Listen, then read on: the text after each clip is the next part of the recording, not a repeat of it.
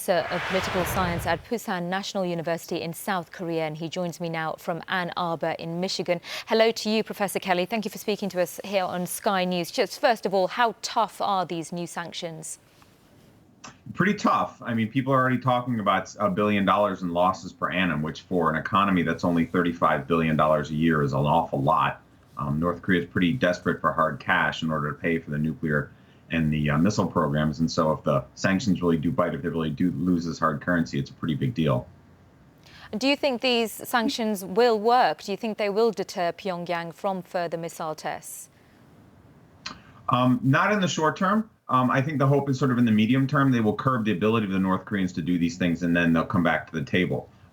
The real trick is that North Korea's nuclear weapons program is dependent on foreign imports. They presumably have some stuff already lying around that they've bought in the past, so they'll continue to launch and test for a while, right? But if we can prevent them from getting this stuff on the market in the future, then it should rein in their ability to do this in the future, in the next few years, to launch more of them. And just how significant is China's decision to back these sanctions? It is a pretty big deal. China is North Korea's biggest pipeline to the global economy. This has been known for a while, and we need the Chinese to enforce the sanctions. The strictness of the sanctions package today is good, but the real question, as it has been in the past, because there have been pretty strict ones in the past too, is will the Chinese enforce them, right? Will the Chinese really crack down on the traders and the banks, especially the small traders and the smugglers, right, and the smaller banks that operate with North Korea that help, like I said, be its financial pipeline to the global economy? If the Chinese really sort of close the gate, then North Korea is in real trouble. So do you think this is the beginning of a shift in China's position? Could they be moving away from supporting North Korea?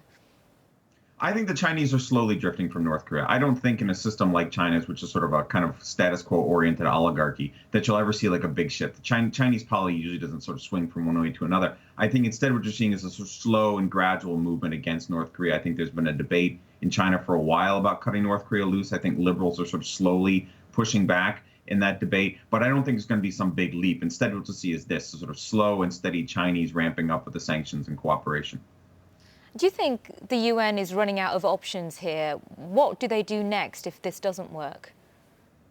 Yeah, they are. I mean, there's sanctions is only going to take you so far, right? I mean, the North Koreans have withstood sanctions for a while. A lot of other countries have done so in the past. I mean, they're a pretty good weapon if the regime is somewhat amenable or open to popular pressure. But as long as the regime can continue to direct the cost of the sanctions towards its own people and doesn't care about them, which is of course the case in North Korea, then North Korea can hang on for a while. I think the real impact of the sanctions is not can we get them to stop testing, but how much worse would it be if we didn't have sanctions? How many more missiles, how many more warheads would they already have if we didn't have these sanctions?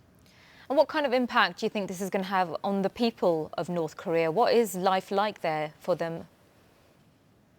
Yeah, well, I mean, at the very bottom, actually, things have gotten better. North Korea's economy has turned around under the current Kim. Under the previous Kim, the ruling elite, the father, he was terrible. There was a famine and everything. Now there's more humanitarian assistance as well and stuff like that to make sure that North Koreans are at least getting closer to the proper caloric intake per day. But I mean, it's still a pretty grinding society. Where once you leave the cities, it's pretty tough. It's pretty bad. I've been to North Korea, and once you actually drive outside the cities, it's pretty awful. It's basically a third world state. And has there been a response from North Korea over this? Over the sanctions, I don't know, nothing that I've seen yet. I mean, we'll have to wait. I mean, it's pretty new. In the past, the North Koreans have quickly damned the sanctions. I wouldn't be surprised at all if we get a statement in the next 24 hours, which the North Koreans attack. This is sort of the worst humanitarian assault on their sovereignty since, decades and decades. The North Koreans always talk in this overblown sort of rhetoric. I think what we're looking for instead is, do the North Koreans actually go back and start to talk to the Chinese about the programs? The missile and the nuclear programs. That's the real trick, is will they actually begin to open up to China a little bit? Yeah, and China is still urging the US and South Korea to back off too, isn't it? What's the latest on the situation there? Do you think the US would pull away and try and resolve this issue that way too?